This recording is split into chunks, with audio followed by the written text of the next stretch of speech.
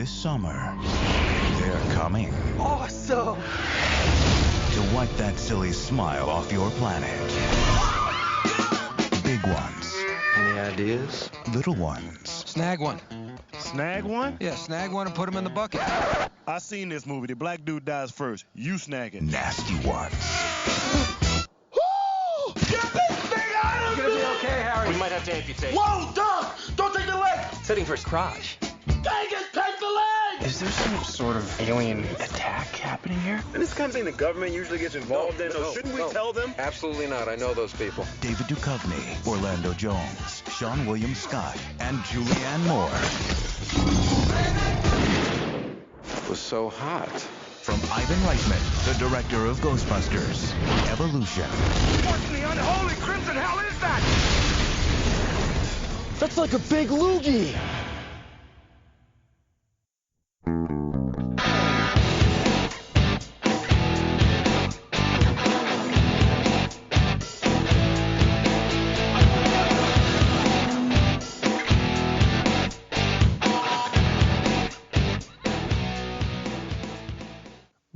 Welcome to They Called Us a Movie, testing the strength of friendships one terrible movie at a time. Subscribe to the podcast on iTunes and other podcast services by searching They Called Us a Movie. We are part of the Main Damie Network, and to find more from us, check out the website at themaindamie.com or on Twitter, Facebook, and Instagram at The Main Damie. We are also now a proud member of Geek Vibes Nation, and you can find them at gvnation.com. Welcome back to They Called Us a Movie. This is Anthony Delvecchio, and with me as always is Dan Aquino and Mark Myers. Say hello, gentlemen.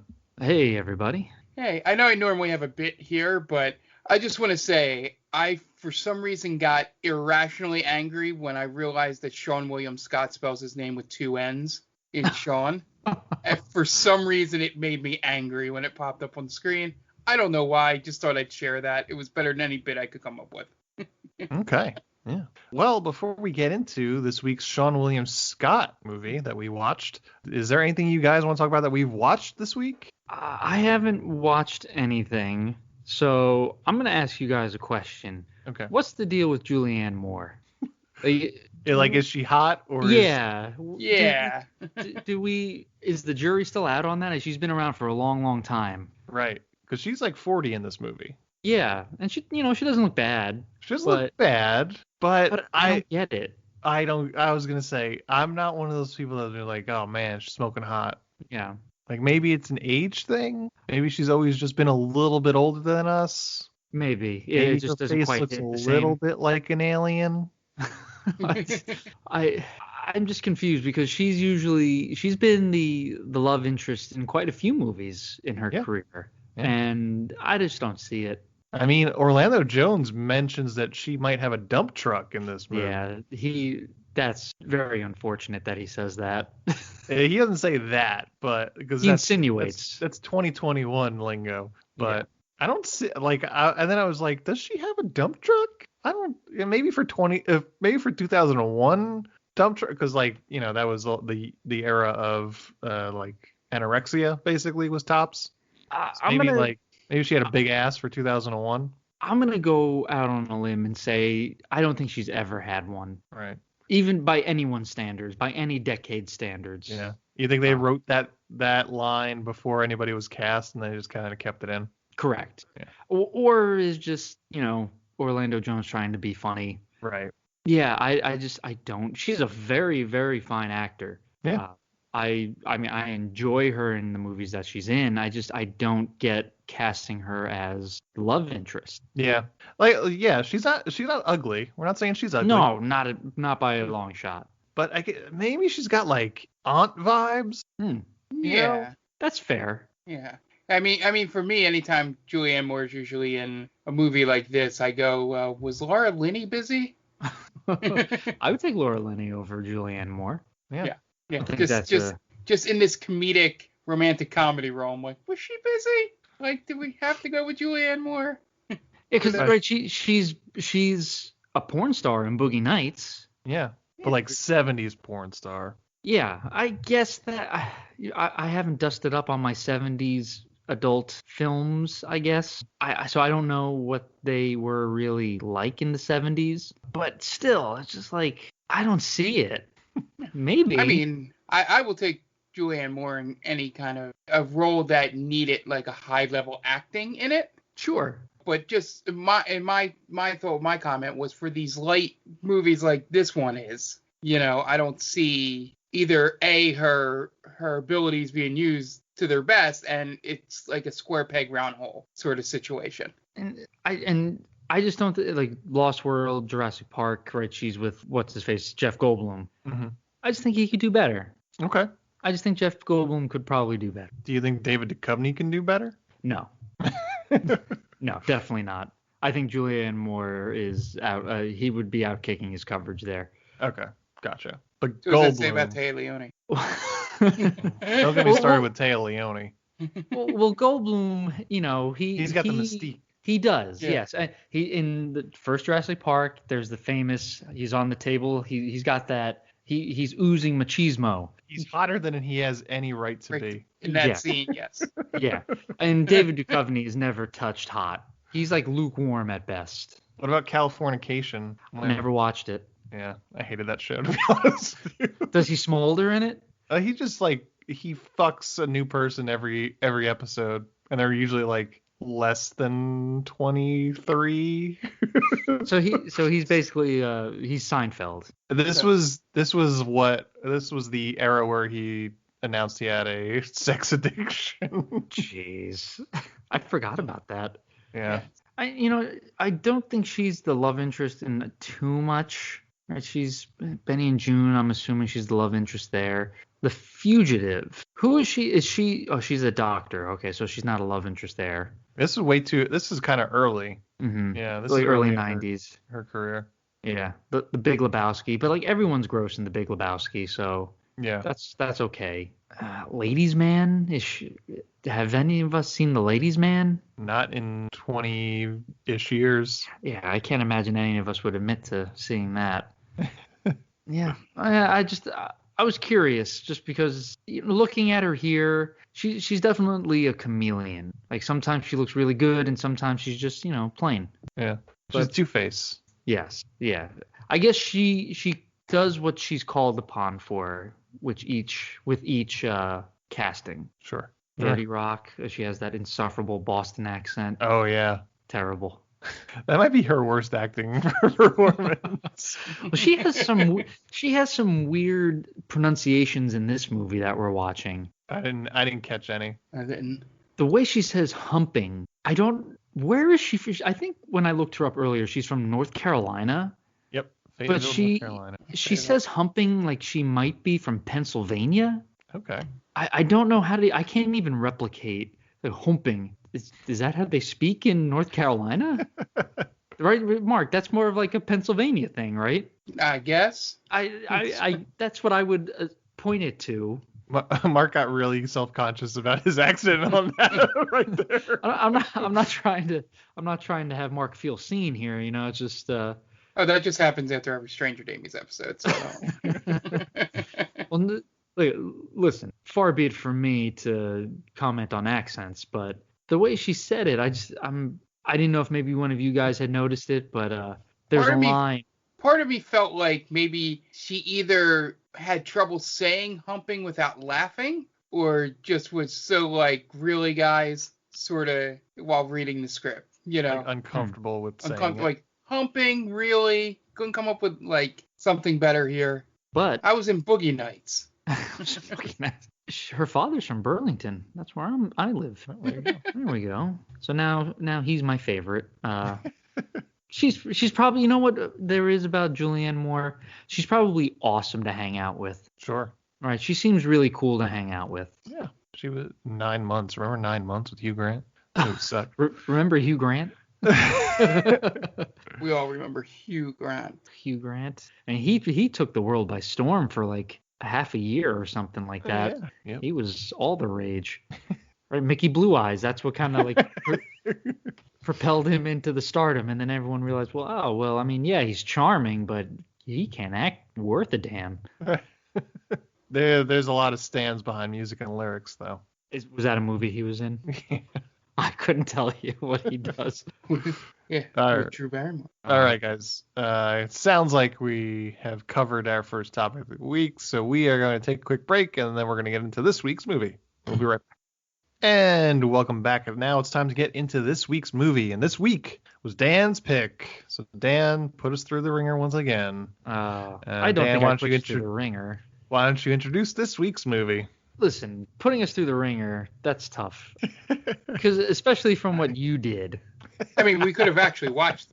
Right.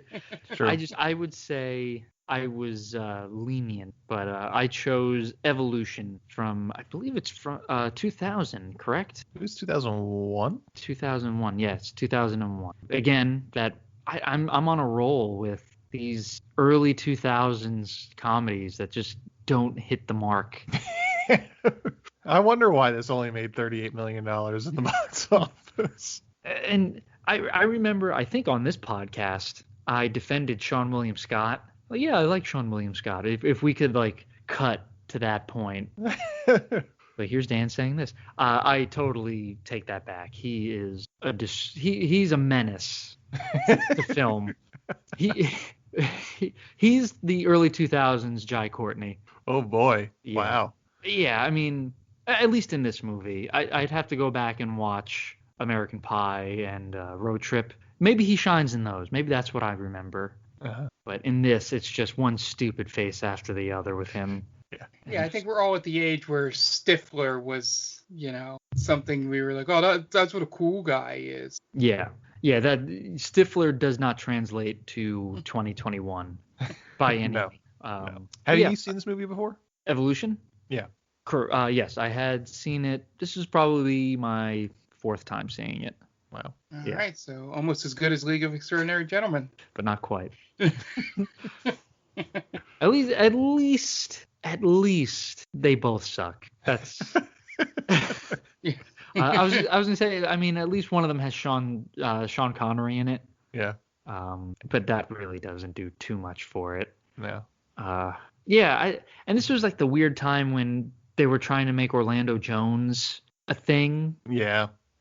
And it just, unfortunately, it didn't pan out. But lately, he's been getting more shine, which is good. He's a fine actor. But in the early 2000s, I remember him from this and Replacements. And the He's 7-Up the 7-Up commercials. guy. Yeah. Oh, was it? I didn't know that. There you go. Before Godfrey. Yeah. Oh, okay. Godfrey, the comedian. Yeah. Wow. Not Gilbert Godfrey, but Godfrey. Yeah, I forgot about that. Yeah, I mean, it's weird because you get three different ends of the spectrum with this movie, right? You get, again, Seann William Scott is unbearably terrible. Mm-hmm. Then you have David Duchovny, who's just so boring. He's so dry. And so dry. And he clearly doesn't give a shit in this movie. Yeah. And then you have Orlando Jones, who's just, he's doing his best. Yeah. Yeah, he's giving it his all, and, God bless him. He definitely seems like he's in a different movie than the other two. Yes.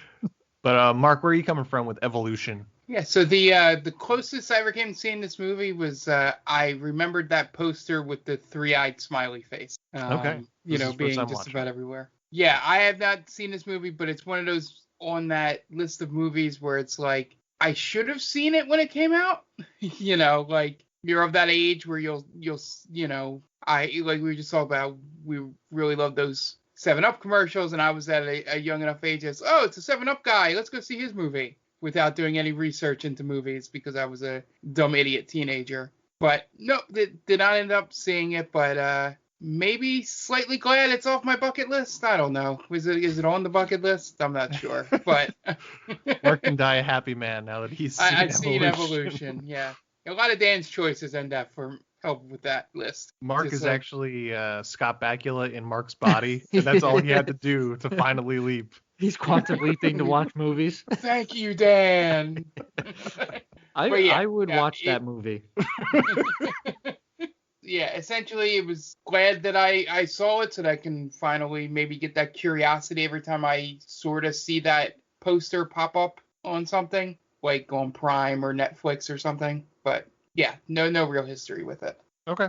I've seen this once, and I'm pretty sure I rented it. And I remember just thinking it was fine. And I continue to still think it's fine. You know, this was touted as Ghostbusters 3 essentially because we at that point in the early 2000s, it didn't look like we were ever going to get a new Ghostbusters. So this was supposed to hold us over, and it feels like desperation to get you that. There are things that Ivan Reitman does in here that he lifts completely out of Ghostbusters, like the news report montages. Yeah.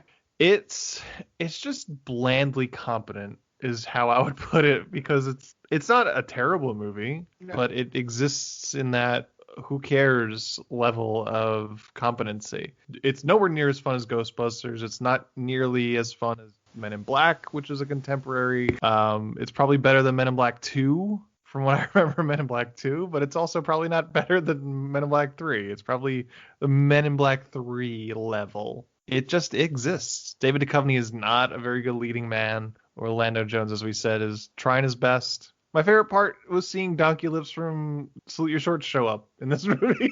That's who that was. I couldn't place my finger on who that was. Yeah, that was the enjoyment I got out of this movie, that Donkey Lips was in it. This movie is like the equivalent of a get me over fastball. Yep. You know, it's just you're down in the count, 3-0. You just throw one down the middle. That's what Ivan Reitman basically gave us. Like, all right, well, you're not going to love this movie, but you're also probably not going to hate it. Yeah. You got an hour and 40 minutes to kill on a rainy Sunday? Why don't you go to the movies and see Evolution? You'll forget about it while you're having lunch. Yeah, it's kind of upsetting that Ivan Reitman put this out. Obviously, he's done so much good work. And again, you can kind of just cross this off and be like, yeah, you know, just maybe it was a favor that he owed or something silly. Maybe it was like a pet project. Or maybe he wanted to be the one to discover the next great sitcom star in Ty Burrell in this movie. Oh, yeah. What's his name's in this movie, too? Harold from Harold and Kumar. Was it John Cho? Cho. Yeah, John Cho. He shows up for a split second. He's in the he's in the class. He's credited as student. Yeah, he's one of the students. This is very accurate. Yeah. Sarah Silverman shows up for no reason. Yeah, that plot went nowhere. Almost got to see her without her shirt on, which okay, cool, but that served no purpose. Yeah. And for us 24 fans out there, the guy that gets eaten at the golf course played one of the presidents on 24. Okay. He did look familiar. Yeah. Buffalo Bill's in it. Buffalo Bill, Ted Levine, yeah.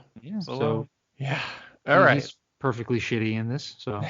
All right. So Evolution from 2001 is directed by Ivan Reitman, who you know better as the director of Ghostbusters, among also Stripes and Meatballs, among other movies. Stars: David Duchovny, Orlando Jones, Julianne Moore, Seann William Scott, Ted Levine, Ethan Suplee, Michael Bauer, Pat Kilbane, Ty Burrell, Dan Aykroyd, and Catherine Town. Has an IMDb score of 6.1 and a Rotten Tomato score of 43%. Budget, $80 million. Jesus. U.S. box office, 38.34. Ouch. I should have held that Jesus. Didn't make half its money back in the U.S. anyway.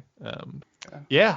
This is a $39 million movie in terms of, it doesn't surprise me at all. Yeah. That's that. Can we start playing a game with some of these movies? Would Howie Long make this movie better? I don't think he does. Yeah. This is definitely they are what we thought they were kind of movie, right? Yeah. It's like how I get why you ask that about Howie Long, but there's no heavy in here, you know? There's not a right-hand man that he could fit right into. Yeah, I guess he couldn't be Ty Burrell. No. Because he's got that's too much of a smarmy character. Yeah. Now, if he was Seann William Scott's character, but he was playing his character from Firestorm, then I could see it. Yeah, he would definitely be on the non-military side of it. Yeah. Yeah, this is bland. Yeah. I think you could hear it in our voices if you're listening to this. We don't really know where to go. Essentially, here's the thing. It's one of those movies where it's definitely a time capsule in that I didn't laugh once in this movie. Really? Yeah. Like maybe like a ha, but nothing like no laughing out loud, nothing like that. It really felt like maybe I had the attitude going in, this is 2001's comedy, you know, it's not going to keep up. I think the only time I really got a good laugh out of it was the when Orlando Jones is dancing on the security camera when they're going down the elevator. Okay. You know, they're supposed to be sneaky, and then it cuts to the camera and he's just dancing for some reason in the thing. Yeah. That just made me chuckle a little bit. But yeah, that's the blandness of it, where I'm going, oh yeah, I can see that's clever, that joke, but it's not like, it's not one of those comedies that I go tell my friends about and it makes more than $39 million. Yeah. I think what we're learning is when we pick these comedies is there's a reason why comedies get forgotten. I think comedies that are so bad that they're worth watching again are, they kind of stick around, and good comedies, obviously, they stick around too. And I think comedy more than anything is just when it doesn't work, it really just doesn't work. Yeah, it's more boring than unwatchable. I just think you put three actors together that had no chemistry. Yeah. David Duchovny and Orlando Jones characters, they're supposed to be really close, but like all of their jokes don't seem like to have the timing, and you really don't believe that they're friends in my opinion, just more like acquaintances. You have a lot in this movie where I think, which makes me curious about the Julianne Moore choice. Maybe I have to look more into her 2001 or before that, because it seems like the other three were chosen because they were the it thing at the moment. Duchovny's sort of around the end of that X-Files time. Orlando Jones, has the 7-Up commercial. Seann William Scott in American Pie and all that. And then Julianne Moore, like, was she a second choice? Does that explain a lot of the dialogue? Maybe being for someone else? It just felt like that a lot of this movie and some of the writing in it was just a lot of, maybe it sounded better on paper, like the him being a women's volleyball coach, than the way he acts on the sideline was that more written to be like a basketball thing? And he has zero clue what goes into volleyball, I bet. Exactly. And it's just like, did they change that, or was Orlando Jones going for something like, what if he just acted like Bobby Knight? It's so easy as to a be a volleyball coach. Like all you have to say is look alive out there. Yeah, that's coaching. Yeah. I did enjoy his thing at the end when he was giving the speech. That was pretty clever coach speak. We just went out there. We took it one alien at a time. We were able to get that W. Yeah. I will say I did like the creature creations. Sure. I thought those looked pretty cool. Mm-hmm. I think it would have been cool to see a little bit more, because they evolve so quickly, and you see just like a couple of different species. Yeah. I think it would have been cool to see more of that, but I like that part. I think they did a pretty good job with creating this alien species. Sure. I mean, other than that, there's a lot of scientific mumbo jumbo that's being spoken, and you really don't. At no point in my time watching this did I think that David Duchovny was like, oh yeah, he's a doctor, or he's a scientist. Mm-hmm. I definitely believe he's a scientist. Yeah.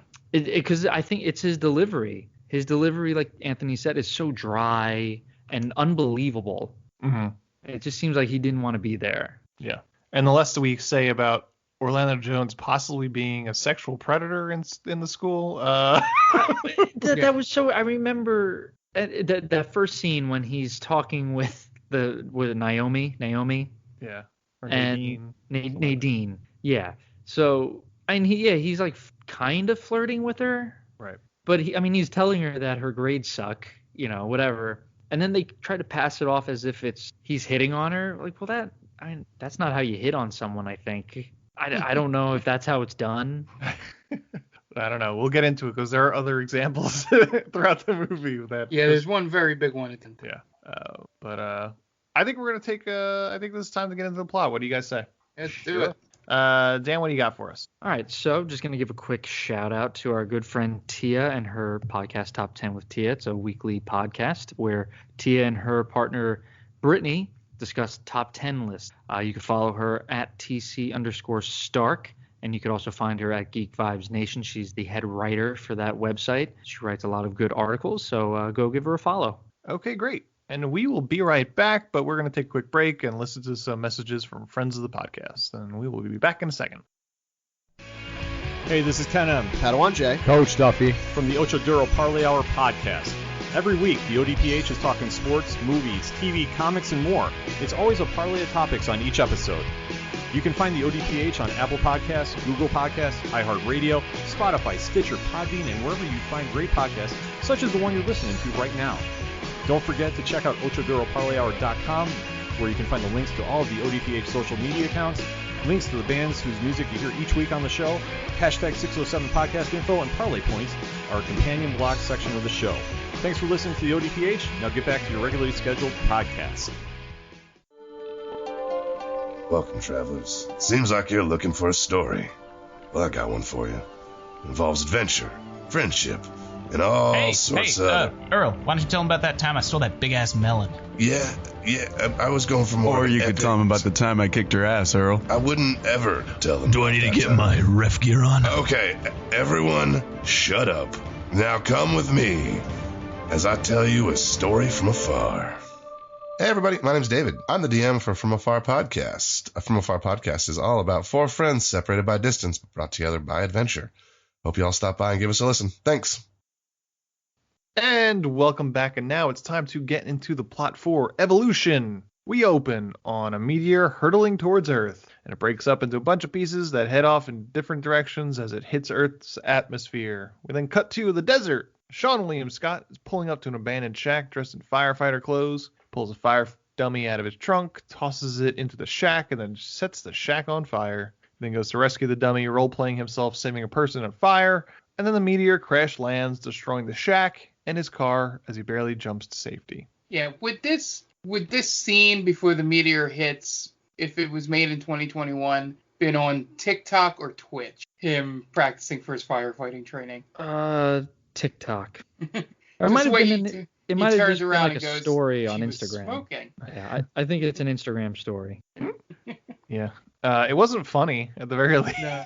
Well, I know, like I said, I'd seen this movie a few times before, but I was really hoping that the asteroid would just hit him, and that would be the last we see of Seann William Scott in this movie. Yeah, it just does not. This movie does not get off on the right foot. Nope. So we cut to Glen Canyon Community College the next day, where David Duchovny is a professor. Legally, he probably shouldn't be within 1,000 feet of a school, but we'll look past that. Everyone in his class has got an A on their papers, except for Ethan Suppley and Donkey Lips from Salute Your Shorts, who both wrote the same one-sentence paper, but they still got a C-. And it was about cells and how they hate them because they suck because their uncle has been in a cell for 10 years, which was, clever. Yeah. I did like the choice of Donkey Lips basically reciting it as he was reciting it as David Duchovny was saying it. I feel like David Duchovny would have been fired after that because he's basically making fun of the students. I'm surprised he's not sleeping with his students. He would have definitely have been my first choice to have that happen. Right. Like, that'd be a character trait. Mm-hmm. Because I mean he's basically what's the word I'm looking for? He's phoning it in. Right. He's phoning it in. So why wouldn't he just be like, yeah, I'm going to try to sleep with one of my students here. Yeah. What's the worst that could happen? He's the Venkman of this, who Venkman was obviously trying to fuck the girl in the psychic experiment at the beginning. In the beginning. Essentially, it's just no charm Venkman. Yeah. Right. If you pull out all the charisma of Bill Murray, you get David Duchovny. Right, because David Duchovny's not a bad-looking guy. No, but he's bland. Yeah, he's cream of wheat. Yeah, another one. If John Travolta is a little bit of cinnamon in that oatmeal, David Duchovny's just plain old cream of wheat. Yeah, just original flavor. Yep, iced milk. Oh, gross. David Duchovny, gross. Meanwhile, Orlando Jones, another professor, gets a call about the meteor crashing nearby, and he might be having sex with one of his students. But then David Duchovny shows up to go to lunch, and it gets awkward. But instead, they go check out the meteor crash site instead of going to lunch. And Seann William Scott is there arguing with the cops about his damaged car, trying to get someone to pay for it, and he needs to go to his firefighter exam. So Orlando Jones, Professor Harry Block, poses as a government official and starts ordering people around, and then they go and investigate the meteor. They shoo some uniformed police away from the meteor and then take a sample, and then they realize that the meteor, quote-unquote, bleeds. They bring it back to the lab, and Duchovny, with the name Ira, There's a spectrogram on it while Harry goes to coach women's volleyball. While it's under the microscope, Ira realizes that the sample is multiplying at an incredible speed, so he goes to the volleyball game to tell Harry that they found an alien life form. They both go to Ira's office to show Harry, and now the sample has evolved into a multi-cell organism. It's evolution, he says, which is the name of the movie. I love when the movies that we watch say the name of the movie. They say quite a bit in this one, too. It does. Yeah, they do. Several times. Meanwhile, Seann William Scott, who goes by Wayne, fails his firefighter exam because he hits himself in the dick with his own fire hose. It was comedy. Can you imagine you're hanging out of a burning window and you see Seann William Scott coming to save you? You're as good as dead, right? Yeah. Like, I think I could probably walk down. This I'll wait ladder for on the my next own. one. I got this. Yeah, it's not that bad.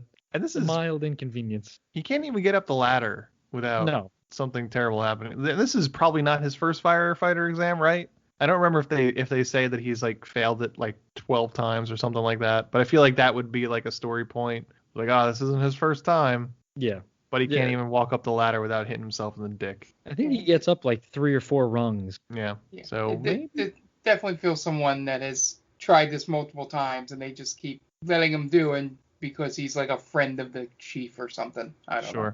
I guess they can't stop you as long as like every 6 months or something. I think they say. As long as you pay. Yeah. Yeah. We'll take your money, dummy.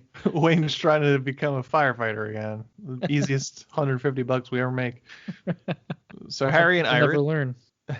So Harry and Ira take their students to the meteor site, which seems like a bad idea. They go into the hole and find that inside the hole, a bunch of mushrooms have started to grow and millions of flatworms have formed. They bring a few flatworms back to the office. Flatworm fly via my tunnel. Wayne works his job at a country club pool and finds a whole bunch of flatworms in the filter room and an alien-like fish swimming in the filter water. Then meanwhile, Ira and Harry head back to the crash site, and it's been taken over by the U.S. government. They get stopped, but then get sent through as they're on the list. They meet up with General Woodman, played by Ted Levine, head of U.S. Army Research. Ira used to work for the Pentagon, it turns out. There's a scene, or like right before this, where they get denied for entrance, and then one of the guards does what everyone else in the theater wants to do and shoot David Duchovny.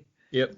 Right. But that scene means it's a pointless scene. No, it alludes to why he was kicked out of the government. Was he one of the guys who took the anthrax? Yeah, because he says that he had him in diapers for 6 weeks or something like that. That's what the diapers was. Okay. Yeah. That makes a little more sense now. Okay. Yeah.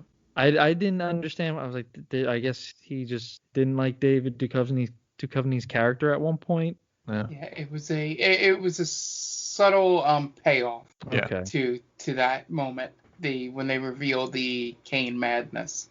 Yeah. It's a bad nickname. Yeah. Kane Madness. Yep. Did not seem like they spent too much time on that name. Yeah.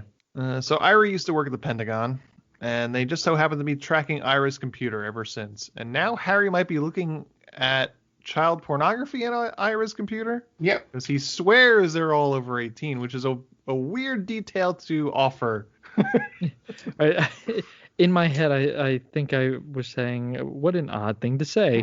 Yeah, that sounds like somebody that watches child pornography would say. Right. Yeah, and even the way Ty Burrell's character answers is like, yeah, it definitely wasn't.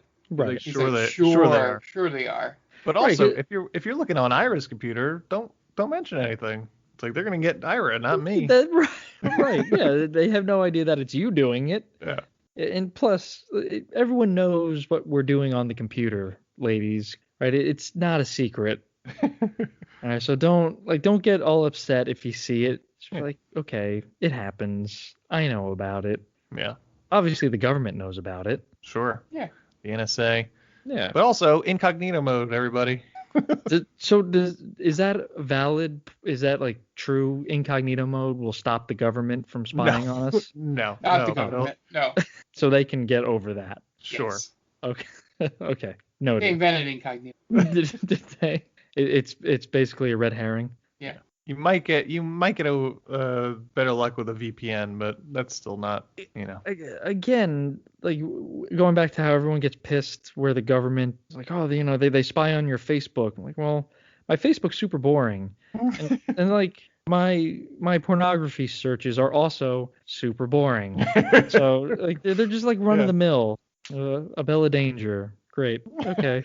This guy's looking at a Bella Danger again. Jesus Christ. It's the third time this week. There's so many other people out there, man. Spice it up, Mr. Aquino. Should we like feed him ads? Like, he's not clicking on any of these targeted ads we've been sending him. He's a lost cause. Move on. Even the one that said Bella Danger or whatever favorite whatever. Whatever. Don't whatever me, Mark. I thought I said Abella. That's why I corrected myself. At least move over to a Bella Anderson. Yeah.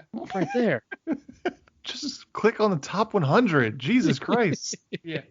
Yeah. So if the government is watching me, they've probably grown bored with my shtick, and there's way more interesting folks to spy on. Yeah. Some people think they're way more important than they are. Yeah, not me. I know I'm important. So they've been tracking Ira's computer, as we mentioned. And then Julianne Moore shows up, Allison from the CDC. And she's clumsy, just like Jessica Alba and Good Luck Chuck. Great. Great. Yep. I don't know how I did that. Because I picked Good Luck Chuck. Yep. So the next one, if I go 3 for 3, then it's a conspiracy, I think. And the government is basically taking the site away from Ira and Harry, and the general kicks them out of the site, so Ira moons the general as they leave, and then Ira and Harry take the general to court. They dig into Ira's past. Specifically, Ira was fired from his government job because he administered anthrax vaccines to soldiers that caused some severe side effects, known as the cane madness. And this is a comedy, by the way. Yeah. I was laughing. It was a laugh a minute. Yeah. Real Our knee slappers. Our hero sent thousands of soldiers to the med tent. So it's like great. Seinfeld, right? With the they were George's dad. They were just bored. Yeah. I don't think, like, what a weird thing to have our hero do, you know? Right. Could have been anything else. So just like, you know what? I didn't agree with what the government was doing, and I left. Yeah. Like his character arc is that he had to learn to not be so careless, but I don't see that being the lesson he learns at the end. No, he gets laid at the end, so yeah, that doesn't help. Right. And not only was he careless, I mean, he legitimately could have killed 140,000 people. Yeah. It was like his ego, something like that. I think they do mention it somewhere where it's like he kind of reflects on that, and he was careless, or he was egotistical, or he just wanted the glory or something like that. Yeah. And that's why he goes and fucks instead of getting the accommodations from the governor, which is like not real. It's not really the same. No.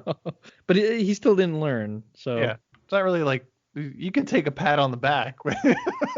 And also, like, just spoiler alert, I sincerely, going back to our Julianne Moore discussion, I sincerely doubt Julianne Moore could rock anyone's world. Well, with her dump truck, man. With her dump truck. She's got Mrs. Incredible style ass. Come on, her and I, you could swap out asses and it would, like, no one would be able to tell the difference. Yeah. And also, like, they were probably still had like alien gore all over themselves still. And they're just gonna like, yeah, let's fuck. Right. Not the right time to do it. Yeah. And in a fire truck, there's like zero space in there. Yeah. It's not even their fire truck. Seann William Scott stole it. And when they get back to Ira's office, the feds have taken all the samples. So Ira and Harry pose as military men in order to break into the site. They eventually sneak back into the hole, and a whole new ecosystem is thriving underground. They try to get some samples, but meanwhile, Harry keeps telling Ira that Allison wants to fuck him. It just so happens that Allison is watching them on closed-circuit television with audio at that very moment. So she goes down into the hole with a couple of other guys, and they accuse her of stealing their discovery, and she says that they didn't. And then a bug sneaks into Harry's suit and then into his body. So they bring Harry to a medical tent, and we see the bug crawling all underneath his skin and his leg, and then up his leg, and then finally into his colon. So the doctor has to go in with an anal probe and grab the bug, because it's the 2000s, because that's just hilarious. Yeah, and you got the old, like, oh, don't take my leg. Well, it's heading towards his crotch. We'll take the leg. Oh, yeah. God. It's been done 1,000 times. Yeah. And we get to see Orlando Jones get an anal probe. So it's a good thing fun. you finished that sentence. Yeah. We get to see Orlando Jones get anal. I hope the government's not looking at my Pornhub searches. To be fair, he did act as if he was getting a metal rod shoved up his ass in this scene. Did a pretty convincing job. I'll give him a point for that. Yeah. At the country club, there's a party where Wayne gets shit on by his boss. So he gives him a stiff drink, and then his boss makes eyes with a woman at the party. So they go to a golf green where he sets up some sort of picnic, but then gets eaten by a crocodile-like looking alien. And Harry and Ira make it back to their office after Ira has a conversation with Allison, which is going back to his office. That's a lot of this movie. Wayne is there, and he brought with him the crocodile alien that Wayne says just randomly died in a sand trap. And we also get a scene of some random-ass women finding an alien in their home, including the cousin Eddie's wife from the Vacation movies. That's right. Yeah. Then Allison goes back to her hotel, and Ira is there waiting for her. He tells her that they're evolving and they need to be destroyed before it's too late. And then he asks her if she'd ever find him attractive. Yeah. He makes a joke also in this that was probably maybe supposed to be funny. I don't know if it was ad-libbed or written in when he meets her at the counter and he goes, 2 single beds, we're fighting. Oh, I don't even remember that. Oh, yeah. I only imagine because it just made me roll my eyes. I'm like, oh, all right. You know, she already is staying at the hotel. That joke doesn't help or make sense. Mm-hmm. So she goes to her room and he meets up with Harry and Wayne, who are having breakfast at a diner. Now Harry might be sexually inappropriate with his volleyball team because he says he sometimes showers with them. Yeah, and before that, this might be the worst acting, and this is saying something. The worst acting Seann William Scott has ever done during this scene. He was like, "Are you going to finish that bacon?" Of course I'm going to finish the bacon. Thank you. What choice is that? That was a choice, Mark. You're 100% right. I ordered it, didn't I? Oh God, I'm such a punchable face right there. And then Ira's ex-girlfriend is there for no reason, Sarah Silverman. She gets a payday. Yeah. That's cool. And she's there with one of the cops from the site, and his radio broadcasts that an animal attack has happened, so he has to go. So they go to where the animal attack was reported, and they go to investigate the dead alien, but Wayne tells them that he found something more interesting in the yard. So they go out into the yard and see dozens of giant aliens with wings dying on the desert floor. Harry realizes that they're coming from the caves underneath the area. They're connected to where the meteor has crashed. You know, the one time where Harry's actual profession / science comes into play. The rest of the time, he just tries to seem like he's incompetent. Mm-hmm. That's a good point. At one point, he says geography is not an exact science. Geology. Is that true? It's not an exact science? It's a science. It is a science, right? It's exactly a science. Okay. So, what does he mean by it's not an exact science? I think that was supposed to be a joke. Okay. Because I'm pretty sure it's science. Yeah. A lot of times in this movie, when you think of a line and can't figure out what they're going for, they were probably going for a joke. Yeah. Because if that's the case, like there's no science that's an quote unquote exact science, I guess. Right. Because it's all theories and you're testing it out. But I'm pretty sure that's an exact science.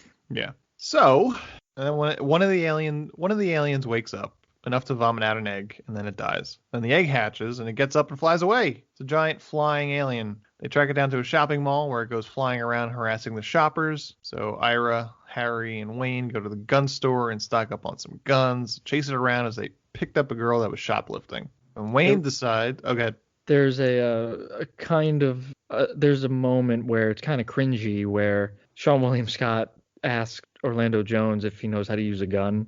Mm-hmm. He says, I'm a teacher, but doesn't mean I'm a pussy. Like, man, that's kind of brutal now. Yeah, it's true. Yeah, it's like talk about looking into the future and just like they totally whiffed on that one. And then Wayne decides that it's going to listen to him sing over a microphone, so he decides to sing "You Are So Beautiful" to me. So off key. This might be the worst moment of the movie. Yeah, it's the low point. Yeah. And for some reason it works. Harry manages to grab the girl, and then Ira shoots the alien with a shotgun. Eventually they all have to shoot it again for good measure. And they sing "Play That Funky Music, White Boy" in a victorious drive home. This is the low point, actually, because Orlando Jones is not quite clapping on key, on beat. It's like there was a different song that they were. They were singing the song. Oh, that you're right. Yeah, they are. Okay, never mind. Yeah, they're singing the song. So, because I thought the same thing too. Because I was also thinking, I was like, oh, I guess they shot. I went into my head. I was like, I wonder if they did multiple takes with different songs just in case they couldn't get the rights. And Jen threw shade at me there. It's like, oh, this is your song. Like, how dare you? All right. How dare you? I just always get uncomfortable when people just like start singing like along with a song in a movie. Yeah, especially when it's like off key, like you said. Yeah, and it's just I don't know. It's just so cringy. It didn't fit. Right. I don't know. What did they do? They shot an alien. Right. Yeah. They show up at the. I'm getting ahead of myself. They show up at the site as if they've solved the problem, and all they've done was killed one. Orlando Jones wanted to pack it up. Yeah. He's like, oh, what do we do? Guess we'll pack it up. What? You were ready to call it quits, man. Yeah. Then we get the Ivan Reitman news report montage that he did in both Ghostbusters, and then the governor, Dan Aykroyd, flies and tears the government officials a new asshole. General tries to throw Ira and Harry under the bus. Allison gives the governor the briefing, saying that the alien ecosystem is expanding rapidly and Arizona would be lost within a week and the rest of the country in 2 months. Yeah, did it feel like Dan Aykroyd didn't really know how to play this governor? Yeah, like, again, just there for a paycheck. Yeah, it felt like he played two different governors in this movie. Yeah, he didn't seem to make a choice, because like at the end he seems like a good guy. Right. But when he comes in, he seems like he was going to be like a, mayor from Jaws sort of guy. Yeah, just like not really cares about the well-being of his people. Cares about the votes. Yes. Sides with the government, obviously. Mm-hmm. And honestly, everything up until the very end, I agree with the government in this movie. Mm-hmm.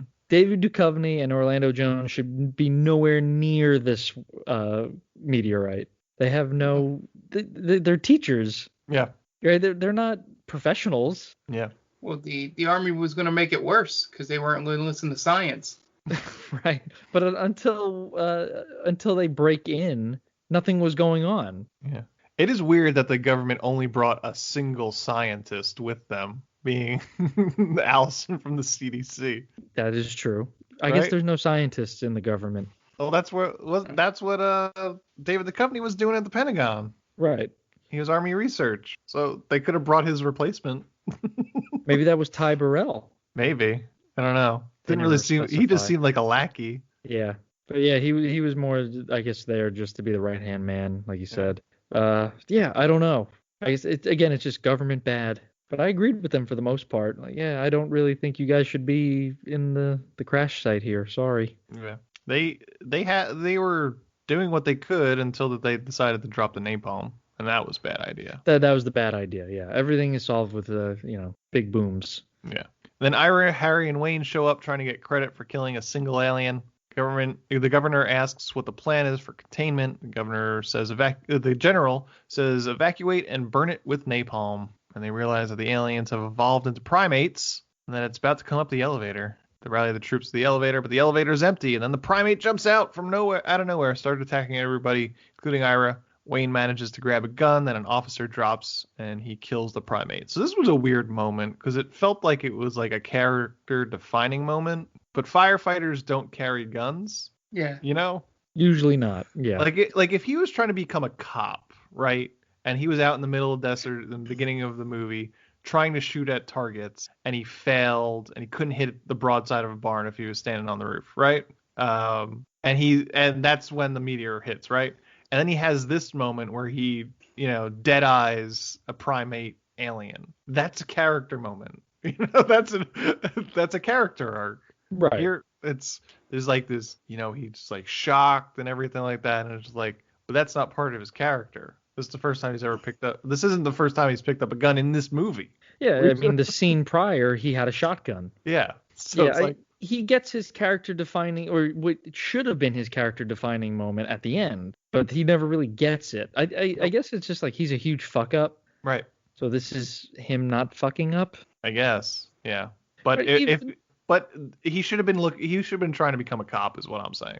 Right. I think that would have been better. But then you can't. Where do you get the fire truck from? Who does he steal the fire truck from at the end? The two fat guys. They know a guy. Yeah. See, and I was just gonna say, Ethan Suplee and Donkey Lips. They even get a character arc that has a satisfying ending to it. Yeah, Seann William Scott doesn't. He's not even handling the fire. He's not going. He doesn't even get to go up the ladder. Exactly. With the fire hose at the end. And that's what it should have been. He should have been the one to go up the ladder. You know, like the hose got stuck or something like that, and he has to somehow run it up. I don't know how to be a firefighter, folks, so bear with me. So he has to like untangle the line or do something with the line, or David Duchovny gets knocked out. Whatever. Just he's the one who administers the enema. Mm-hmm. Yep. But no. He's like nowhere to be seen at the final. We just needed Orlando Jones going up butt crack. Oh, not funny. Yeah. See, we already made this movie better. We did, by making giving Seann William Scott an arc, despite how terrible he is. Well, everyone else gets an arc. Yeah. And the governor then gives the general the okay to napalm it all to hell, and the general kicks out Ira's team. Allison quits and decides to join the team and manages to get Ira's research files back from the government. And then she trips again, because funny. She does the Joss Whedon trip and fall into a precarious situation, right? She falls into Seann William Scott's crotch. Yep. We got to cancel Ivan Reitman. Yep. Even though I think he's dead. No, he's alive. Is he still alive? He's still alive because I thought the same thing. Well, because he's not making the new Ghostbusters. His son is, right? Right. Okay. I thought he had died. That's why. Well, until this podcast airs. Yeah. Oh, God. Harold Ramis. Harold Ramis, yes. I lost my place. Hold on a second. The evacuation begins, and Ira's team heads into the heart of the city. Some of the students are having an evacuation party, including Donkey Lips and Ethan Suplee. They would go back to Ira's lab again, and he talks to his first sample the way Ghostbusters talked to the slime in Ghostbusters 2. And they don't know why this particular sample, which has been kept refrigerated, hasn't evolved. And then Harry, for no reason, takes up smoking and throws a match, which lands directly in the sample, and the sample evolves in seconds, growing up the walls. So they realize that napalm is going to do the same thing to the town exponentially. They try to give the general a call, but the general dismisses it, saying he's not available. That's the first mistake the government makes. Then Ethan Suplee and Donkey Lips show up with some brewskis, basically having an end of the world party. Then, while reading the back of Allison's shirt, which has a periodic table on it, Ira decides that selenium is the answer. They just need about 500 gallons of it. And I'm not sure if his reasoning is scientifically sound, but it sounds like bullshit to me. Do you think that they came up with the bit about it being shampoo first, or do you think somebody actually knew selenium was in Head and Shoulders? I have no idea. That's a good question. Yeah. maybe Head and Shoulders sponsored this movie. It has to be, right? Right. Because they even have like a commercial spot at the end of the movie. Yep. Which made me want to puke. It's probably Head and Shoulders. Head and Shoulders, probably their 2001 campaign was probably all about selenium. Like, well, we'll give you like $30 million or whatever. I don't know, like $500,000 to put Head and Shoulders into this movie. And Head and Shoulders was never heard from again. Nope. This is the movie that took down Head and Shoulders. With Ethan Suplee and Donkey Lips happen to know that selenium is the active ingredient in Head and Shoulders, so they buy out all the Head and Shoulders and load it into a fire truck. They mentioned because they use it themselves, because they don't have any dandruff, but they do have frosted tips. I was just gonna say, those frosted tips shine, baby. 2001. Yep. It's like the third movie in four movies we've done that had frosted tips. I was toying around with the idea of getting frosted tips when I was a young lad. I'm so happy I didn't. My dad talked me out of it. I never did it either. Yeah. I did have spikes. I had some punk rock spikes though. I think we both had the spikes going. Yeah. I know I did. I went full blonde. Did you? Oh, what year? How old are you? It would have been between 8th grade and freshman year. So like Eminem? Well, yeah. So my sister either got scared that she was leaving it in for too long, and it was a little more yellow than white. Oh man. I gotta Are there find. pictures? If I can be. find it, my freshman year high school ID, which I kept around for that reason, has the remnants of it still in my hair. Nice. Did you rock a chain too? A chain wallet or a chain around the neck? Chain around the neck. Everyone Yes. had a chain wallet. Yeah. I had a chain too. So cool. I was so Yeah, cool. I'm so cool. I thought I was an LFO, but no, they weren't even out back then. Oh my goodness. No. Is that Abercrombie and Fitch? Yeah. I think if we say their name one more time, they reappear. So we have to be careful. That or Jersey 33. I'm glad my dad talked me out of that. He basically said he would disown me. So Yeah, my sister thought she was gonna burn my hair off because I was like, it's starting to burn a little bit, and she's like, oh God. don't tell mom. Don't tell mom. So was this your idea, or was your sister it was like, my I want to be idea. a cosmetologist, let me do your hair? No, it was my idea, but she had been dyeing her hair for years, so I was like, let me trust her. I'm so happy that I didn't do that. Yeah. But I mean, among the other awful fashion choices I've made in my life, I miss my sick fat pair of Jenkos. You had one? Did you have a pair? I had a pair of Jenkos, of course I did. So did I. Yeah, I hated them. I wanted them so badly. And then when I got them for Christmas, I tried them on. I was like, I immediately regret having these. And I have to wear them now. Oh, they were such a bad choice. Terrible Like, choice. They were always just so wet, like the bottoms of them. Yeah, they got super frayed and super wet. frayed. If it rained, it would just seep up the leg. Yeah, And you were just your day stuck. was ruined. You're stuck that whole day in school just with like an inch of the bottom of your jeans just damp. Yep. It's the opposite of everything coming up Millhouse. Yeah. Yeah. I did the jorts, but I didn't do the Janko. Yeah. I was more stone cold jorts. Oh, the jorts. I had Jorts. jorts. Yeah. I knew a couple people who were big into Stone Cold, so they rocked the jorts. I feel like as a kid you can wear jorts. You know, there's an age limit on jorts, I feel. If you're a kid and then if you're a dad. Yeah, but also there's too long. Like Kevin Smith jorts, that's no. Yeah. I don't get that. That's his thing. Yeah. But I wouldn't do that. I wouldn't recommend it. But yeah, like once you hit I feel like 17, like you have to grow out of the jort phase before you even hit 18, or else you can't vote. Right. they take that right away from you. Oh, yeah, that's fair. Yeah. Yeah, I may or may not have transitioned into cargo shorts by freshman year at Penn State. And then you gotta transition out of the cargo shorts after college. I had cargo shorts. Yeah. Cargo shorts are okay in college, but out of college, yeah, it's tough. It's tough, man. I think I still have cargo. I don't wear them, but I have them. Gotcha. I don't know though. I can neither confirm or nor deny that. But looking back on it, because now I have no hair, I should have just gone for it. Done the frosted tips. Fuck it. That's why I'm kind of glad I did the blonde, because Yeah. I still have that photo to look back and laugh at. I didn't do the frosted tips that way. I grew my hair out though. Can we also look back and laugh at it, Mark? If I can find it, I will gladly show it, because there's only one reason I kept it.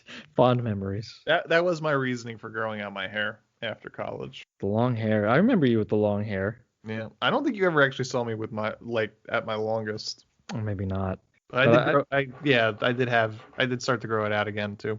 I've seen you with long hair before. Yeah. It's a good look. I wish I could have done. When I was losing my hair, I started to grow it out really long, and it just looked terrible. Terrible choice. I've never done anything right. Oh yeah, even I look back and I was like, man, if I just had 1 ounce of fashion sense, right. The amount I definitely would have had a better high school experience. I'll say that. I was a high school athlete. If I had one, like Anthony said, just an ounce of fashion sense, I would have been fine. I could have cruised through high school. And that's what that would be the thing I would do with a time machine. I would really try and help myself out in high school. Yeah. Maybe even earlier. Me too. Like, man, wear this, pick up a guitar. Well, for me, it would be once you do pick up the guitar, play things other than Metallica. Play things people want to hear. Yeah. girls do not want to hear Fuel. Here's Wonderwall. Right. Yeah. Learn some Champagne Supernova or something like that, man. Just don't play Beatles. Don't play Metallica. Yeah. No one cares. I'd be so selfish with a time machine. Of course, we all would be. No killing Hitler. Just be like, man, just do something. Do something with your hair. I would burn all copies of the Snyder Cut. That's what I would do. If God came up to me right now and said you could either go back in time and help yourself in high school, or you can go back and get rid of all traces of the Snyder Cut, I would not even hesitate. Like, my life is okay right now. What's done is done. I'm getting rid of this goddamn thing. So I don't even remember where we were. We were talking about Ethan Suplee's Head and Shoulders, right? Head and Shoulders, yeah. So they buy out all the Head and Shoulders and load it into the fire truck. They head to an abandoned silver mine where they go to enact their plan and head into the cave with the fire hose. The general gets ready to start his plan just as the governor shows up and starts barking orders at everyone. As they're about to start spraying the selenium, the general sets off the napalm, causing the meteor to evolve and expand to an enormous blob and that starts taking over the entire desert. Ira's team has to flee out of the cave. The army tries to shooting at it, but it doesn't work. The giant blob starts to divide via mitosis. The governor tries to get the president on the phone, and he says he doesn't think it could wait an hour. So that means the president wants to wait an hour before dealing with a national disaster. It is Bush. And just so for reference, for context, this came out 3 months before 9/11. Yeah, a lot of this screamed movie written and shot before 9/11 in terms of how they were able to sneak on an army base. Sure. Oh, yeah. So the crew tries to enact the Head and Shoulders plan again by shooting it directly into the blob's anal cavity. And it starts to work, but Harry gets sucked up into its anus. They drive out just as the blob starts to collapse and then explodes, and they celebrate. The governor gives them their congratulations to the press. He tells Wayne that he talked to the fire chief, and Wayne is now an accredited firefighter. Naira and Allison go to the fire truck to fuck, assumingly covered in alien guts still. And then we get a Head and Shoulders commercial, and then it ends. That's the end of Evolution. So, how much, and how long do you think they laughed in the writers' room about the alien farting on them in the fire truck? Yeah. I hope someone was cried after that was written. This is the best thing I've ever written. This is it, man. This is I'm not going to get any. I peaked. Right, because you can't have a giant alien anus and not have it fart. Right. That's like the biggest 2000 comedy sin. Yeah. Yeah, someone was also an Independence Day fan. Yeah, 100%. Oh. Hello, right up yours. Hello, boys, I'm back. Yeah. It's not the worst movie we've ever seen, but it's. I mean, yeah. It's just it exists, really. Yeah. Yeah. Again, it's a get me over fastball of a movie. Yeah, it does. It has a lot of at least my feeling watching it of people that came after it got released and done, came to the realization that maybe they weren't as funny as they were a decade ago. Sure. If it was sort of like trying to do the same gags and going, oh wait, it's not funny anymore. Mm-hmm. Got it. I think what Anthony said at the beginning really holds true, where when comedies miss, they miss in such a grand manner. Yeah. It's not like other genres of movies where even you have an action movie that misses, you still have some action in it. Mm-hmm. And you know what you're getting with an action movie. A drama might miss, but there's still the underlying tones of what's going on in that story. With comedy, if you miss with comedy, you're really gonna face plant. You're gonna eat some dirt there, man. And I think comedy, the most out of any genre of writing, has the largest chance of somebody not realizing that time has passed them by. Sure. I think that might be a big part of it. Yeah. Yeah. I think comedy is definitely time is the hardest on comedy. I think. Yeah, it's tough to reinvent yourself. Yeah, I mean, it always just seems that way with like just these actors too. Like Will Ferrell, when's the last time he made a good movie? Yeah, that's a good point. Yeah. And he's still the same person. It's like, arguably classics in the comedy genre around this time, 2004, when Anchorman came out. But then he tries to do Anchorman 2 10 years later, and it's like, whoa. Yeah, and we're right at the point of Will Ferrell's career where he should be turning into serious actor. Mm-hmm. Will Ferrell. He's giving it a shot, right? Yeah. Because what is the one movie he did? All Things Must Go, or something like that. Oh yeah, but like Stranger Than Fiction was really good. Yeah, Stranger Than Fiction, and I think we've talked about it where comedic actors are probably better suited to jump into other genres. Yeah, I think that's my main theory, is that comedy actors have a better chance at doing drama than drama actors have at doing comedy. Yes. Because a lot of comedy comes from a dark place, so drama is easy for them to tap into. Right. Mm-hmm. Jim Carrey, he's done some really good serious movies. Yeah.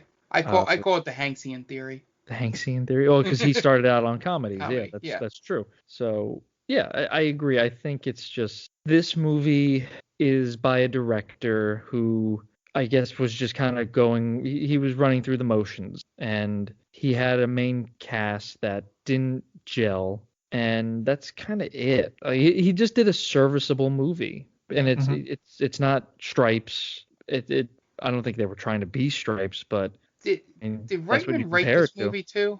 Yeah. No. So according to the trivia, it was originally supposed to be a more serious story or script. It was originally a more serious script. Ivan Reitman took it and had a few other writers write it to make it a little more comedic. Okay. Because for some reason there were bits and pieces of this, and I think you two would have more knowledge into this than I.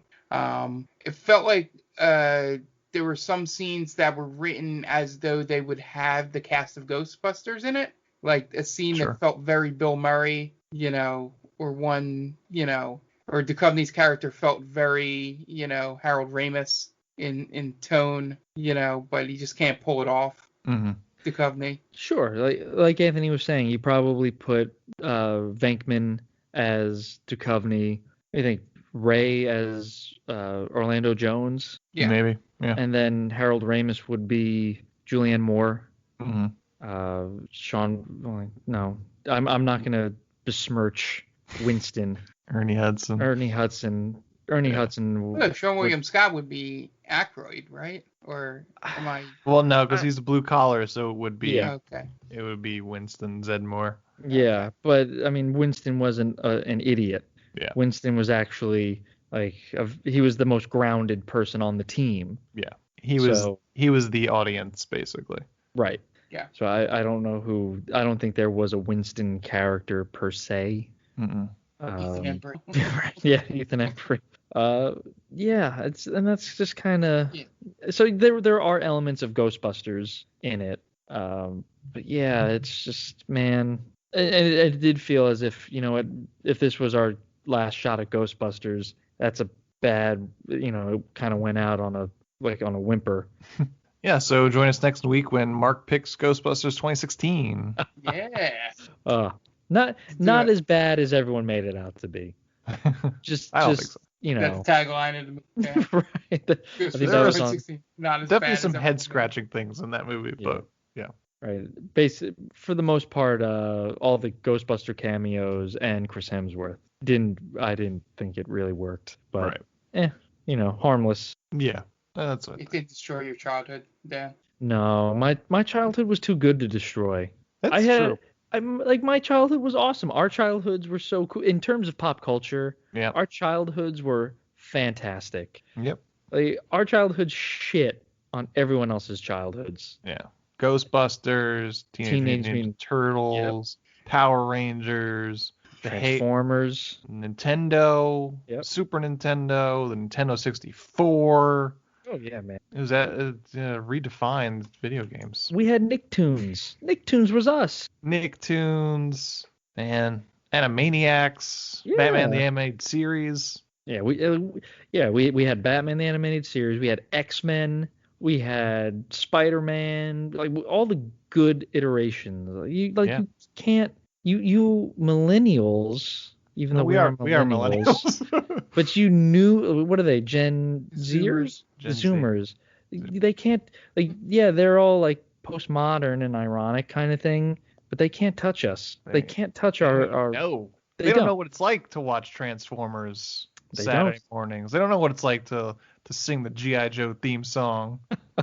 They don't. They're not waking up for Saturday morning cartoons, eating their Frosted Flakes. No, they can watch it whenever they want on Netflix. Yeah. Exactly. Yeah, they can wake up anytime and watch it. We had to wake up early on Saturdays to do that. Yeah. It was awesome. All right. Yeah. You got to finish your Saturday mornings with Bugs Bunny and Tweety. Yeah, it was so fun. Taz. They had the Taz show. Freakazoid.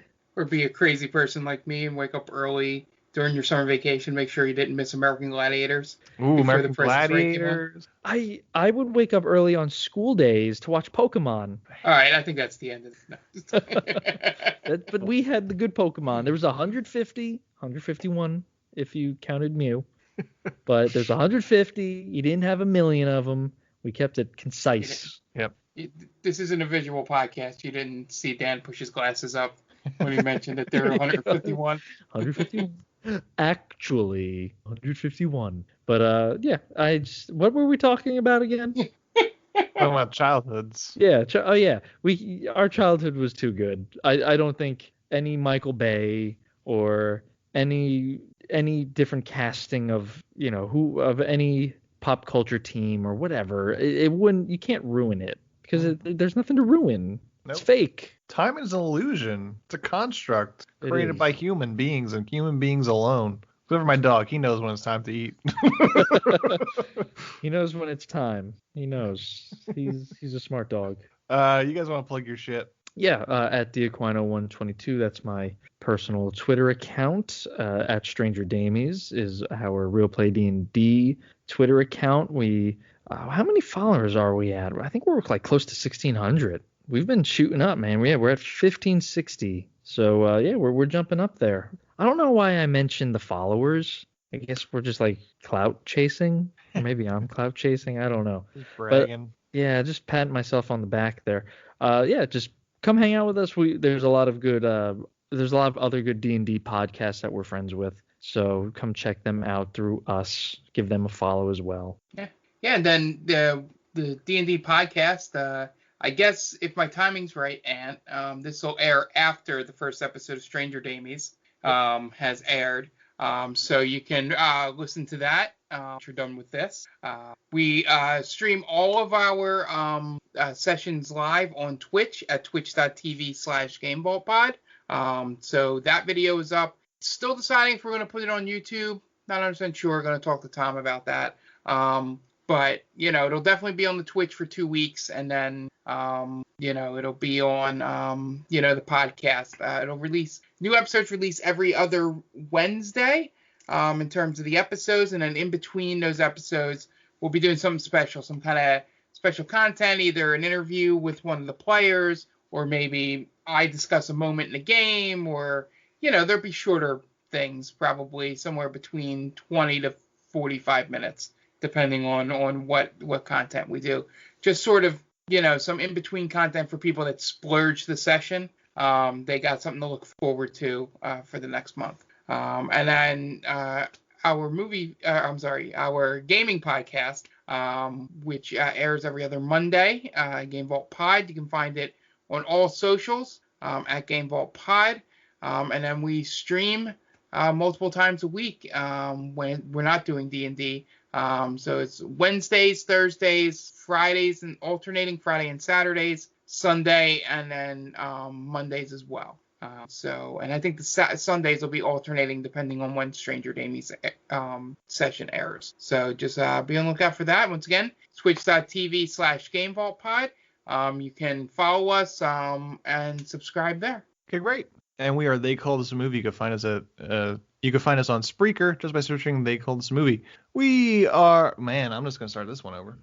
I wanted to say theycallthismovie.podbean.com, and that screwed me up. Great. And we are They Called This Movie. You can find us on Spreaker just by searching They Called This Movie. You could also find us on all podcast streaming apps just by searching They Called This Movie. So Stitcher, iTunes, Google Play Podcasts, Spotify. We are there. Just look for They Called This Movie. We're themaindamey.com. That's our main website. We post articles. We post all our podcasts right up there. So you could find that at themaindamey.com. And you could find us on all socials just by searching The Main Damey. So that's Twitter, Facebook, and Instagram, The Main Damey.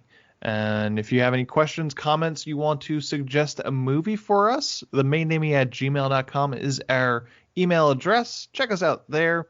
If you have some time, it would really help us out if you could give us a 5-star review on whatever podcast streaming app you use. Helps us out a great deal, gets us noticed. We're also a proud member of Geek Vibes Nation. Check them out at gbnation.com and on all socials and all podcast streaming apps just by searching Geek Vibes Nation. Bunch of great shows on there, us, Top 10 with Tia, and many more. If you're into geek stuff, perfect place for you to go. And that's going to wrap it up. This has been Evolution, as the director is Ivan Reitman. So for Dan Aquino and Mark Myers, this is Anthony Ovecchio telling Ivan Reitman, well, you certainly made a movie, didn't you?